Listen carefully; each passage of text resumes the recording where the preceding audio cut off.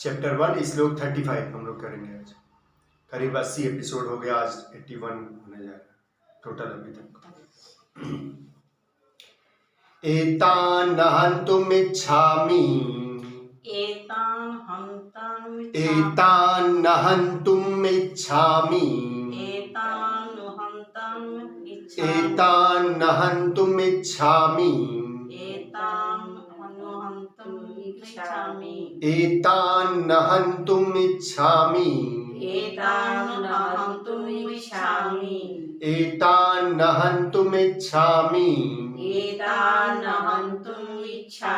घन्तोऽपि मधुसूदन अपि त्रिलोकस्य राजस्य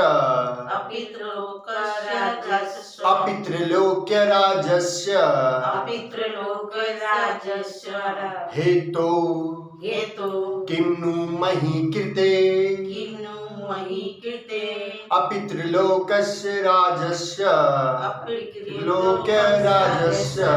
हेतो किं नु मही कृते।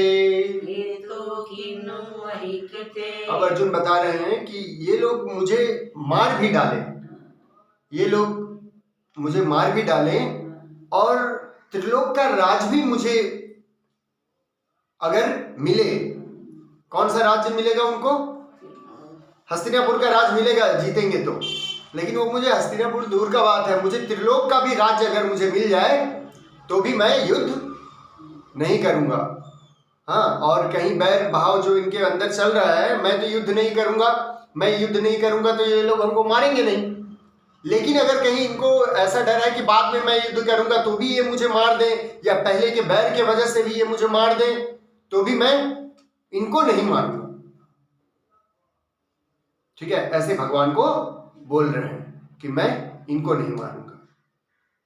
समझ में आ रहा है? और उसके लिए मुझे राज्य भी मिले। सोचिए, 1-2 रुपया 3 रुपया का बात नहीं है, तीनों लोक का राज भी दे कोई तो भी मैं युद्ध नहीं करूंगा। इस तरह से जो है मोहित हुआ व्यक्ति है।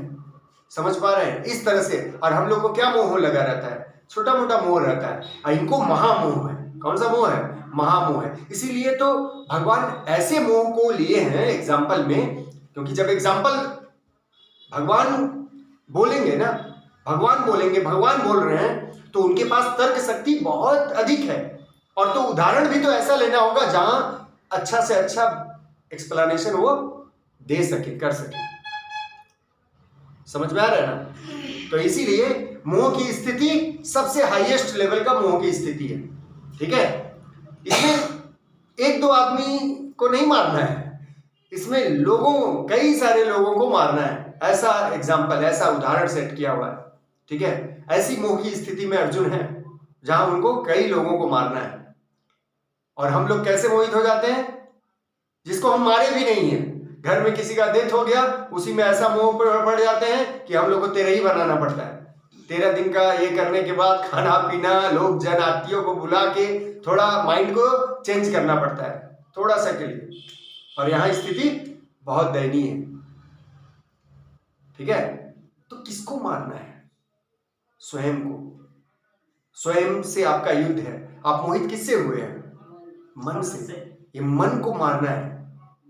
कुछ भी करिए, जब भी आप कुछ भी करते हैं, ये आके चारों तरफ से आपको जकड़ लेता है। कामना, क्रोध, मोह। ठीक है ना? हाँ। आपको जो चीज अच्छा लगता है वो ना मिले, आप क्या हो जाएंगे? क्रोधी हो जाएंगे। इच्छित चीजें ना मिले तो आदमी क्या होता है? क्रोधित हो जाता है।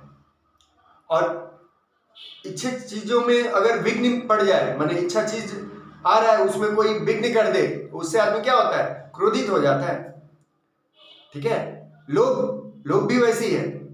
ठीक है, तो ये सब क्या है? एक दूसरे के भाई बंधु हैं। समझ में आया? काम, क्रोध, लोभ, ये सब एक दूसरे से जुड़ते मिलते हैं। तो इनसे क्या करना पड़ेगा? बचना पड़ेगा। बचने के लिए क्या उपाय है? कोई उपाय नहीं है। आप काम, क्रोध, लोभ से बचने का दुनिया में कोई उपाय नहीं है। आप कुछ भी व्यवस्था कर लीजिए। मन इतना बेशर्म है कि आज आप कामना को भोगेंगे, आज लोभ को भोगेंगे, कल फिर स्टैंड बाई हो जाता है। हमको पता है कि ये खाने से मेरा तबीयत खराब होगा, है ना, हमको पता है कि ये खाने से मेरा तबीयत खराब होगा, फिर खाएंगे। अभी अभी पता चला कि डिक्लेयर हुआ कि यही चीज खाने से हमारा क्या हुआ है, प्रॉब्लम हुआ है। अब सोचिए हमारा प्रॉब्लम क्या हुआ है, हम मर जाएंगे। इफ अगर वो छोटा सा रोग मेरा बढ़ेगा तो हम क्या होंगे, मर जाएंगे।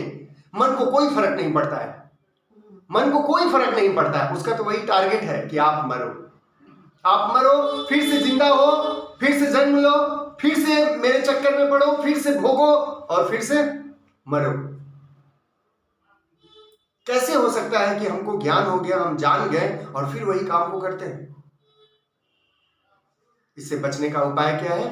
बार बार सत्संग और ध्यान, बार बार सत्संग और ध्यान। सत्संग क्या है? थ्योरी है। सत्संग क्या है? थ्योरी है। और ध्यान क्या है? प्रैक्टिकल है, व्यवहार में लाने के लिए प्रायोगिक है। ये बार बार अभ्यास करना है, बार बार अभ्यास करना है, ठीक है। और बार बार सत्संग करना, बार बार भगवत गीता को सुनना, रोज कोई भी दिन अपसेंट नहीं हो, रोज एक सुने। हम लोग का कभी कभी लंबा लंबा अपसेंट हो जाता है, वो सब किस लिए होता है अपसेंट? मन क्या करता है? आपको फंसाता है, इधर उधर करके फंसा देगा, ये काम करो वो काम करो। नहीं तो हम लोग मरेंगे कैसे? हम लोग को तो मुक्ति मिल जाएगा, रोज सत्संग चलेगा, रोज ध्यान चलेगा तो मुक्ति तो फिक्स है। और इसमें कोई रॉकेट साइंस नहीं है, केवल आंख बंद करके घंटों घंटों बैठना है बस।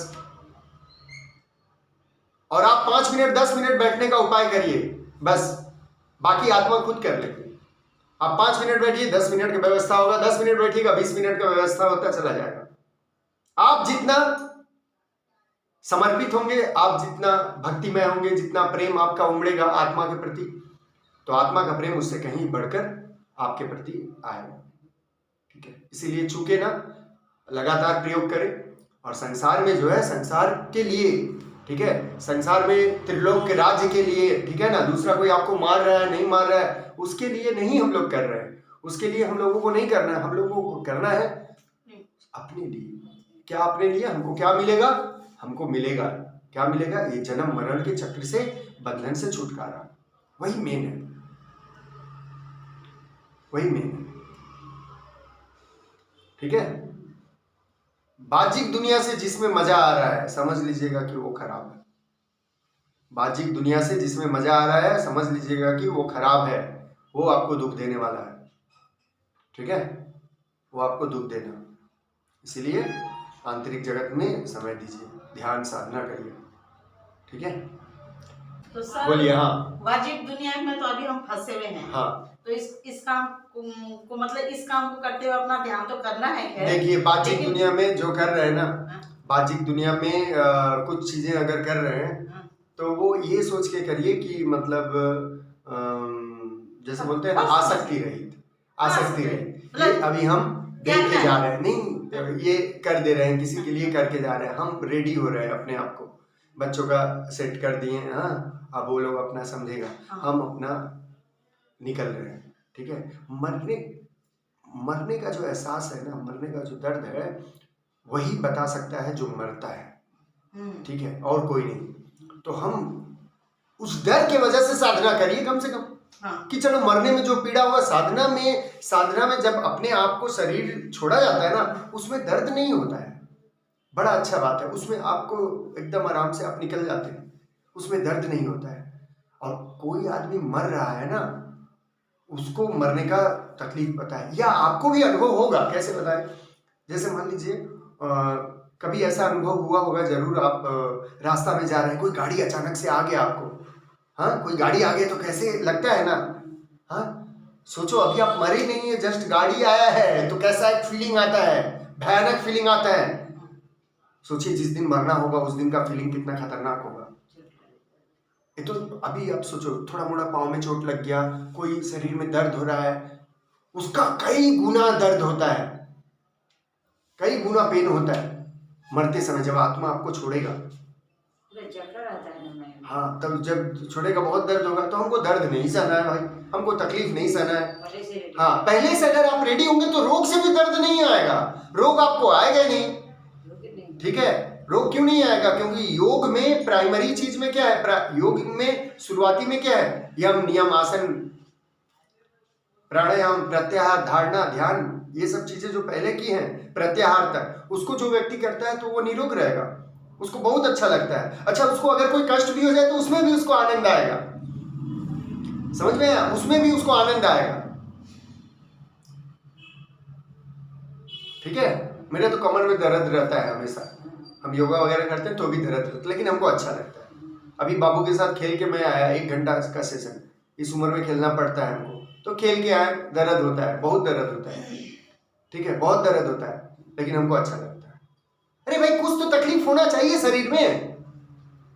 कितना सारा गलत काम किए हैं हम, 40 साल जो गया है, बाजिक दुनिया में रहने का मतलब आपसे गलतियां होगी, कुछ कुछ गलतियों का आपको फल प्रायश्चित, जैसे मान लीजिए कुछ कुछ ऐसी गलतियां हैं जिसको समाज जो है बुरा नहीं बोलता है, कुछ कुछ ऐसी गलतियां हम लोग करते हैं जिसको समाज बुरा नहीं बोलता है, लेकिन देखे ना देखे उसको बुरा नहीं है, वो उसको अच्छा लगता है, समाज को अच्छा। हम लोग गलती किसको समझते हैं कि बाहर का कोई आदमी देखेगा तो वो गलत बोलेगा तब ये गलत है, नहीं, बहुत सारी गलतियां ऐसी हम लोगों को करते हैं जो बाहर के लोग देखे ना देखे, वो गलत समझे ना समझे, लेकिन गलत है।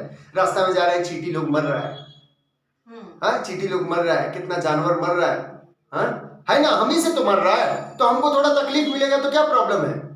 और भी भगवान मनुष्य रूप में सबसे सर्वश्रेष्ठ जीव बनाए हैं, इसीलिए थोड़ा मोड़ा तकलीफ मिलता है। हम लोग तो कितना को कुचल मचल के चले जा रहे हैं।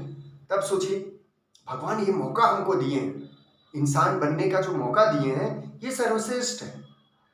ये जो मौका मिला है इसको यूज करने के लिए दिए हैं, आध्यात्म के लिए, साधना के लिए दिए हैं, तब ये शरीर मिला हुआ। नहीं तो कीड़ा मकोड़ा ही तो रहते, रोज मेरे ही पांव से, आपके पांव से, कई लोगों के पांव से मरते हैं, तो उस हिसाब वैसा रेशियो में तो हमको तकलीफ कुछ भी नहीं मिल रहा है, कोई कष्ट नहीं है कि नहीं।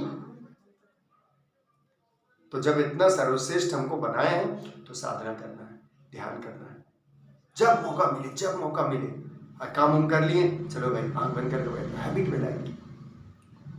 दुनिया में एक ही अफसोस कर रहे हैं, वो अफसोस ये है कि हम साधना नहीं कर पा रहे। आंसू आपका एक ही चीज में निकलना चाहिए कि हम जिस लिए जन्म हुआ है, आंख बंद करके बैठ के साधना करने के लिए, अपने भगवान के प्रति जो है समर्पण होने के लिए, वो नहीं कर पा रहे। इसी एक बात के लिए आंसू निकलना चाहिए, इसी एक बात के लिए अपने ऊपर व्यंग्यात्मक हंसी भी होना चाहिए। कैसा हंसी? व्यंग्यात्मक हंसी। खा रहे हैं, पी रहे हैं, सो रहे हैं, ऐसो आराम सब मिल रहा है, लेकिन भगवान को समय नहीं दे रहे हैं। इस तरह से अपने ऊपर लज्जा भाव से हंसना चाहिए, रोना चाहिए, अफसोस इसका करना चाहिए। आपको कौन अच्छा बोल दिया, कौन बुरा बोल दिया, कौन क्या दे लिया, ले लिया, उससे आपको कोई कष्ट नहीं होना चाहिए, ठीक है। बस साधना नहीं कर पा रहे, इसी का दुख, इसी का तकलीफ होना चाहिए। ये चिंतन आने लगे, वही महत्वपूर्ण है। ओके, हाँ, अध्यात्म और साधना में क्या अंतर बताइए? एक ही है ना, अध्यात्म मतलब वही साधना, अध्यात्म मतलब साधना, साधना मतलब अध्यात्म, आत्मा की तरफ जाना, मुक्ति की तरफ जाना। साधना भी वही है, अध्यात्म भी है, एक दूसरे के पूरक शब्द है, ठीक है।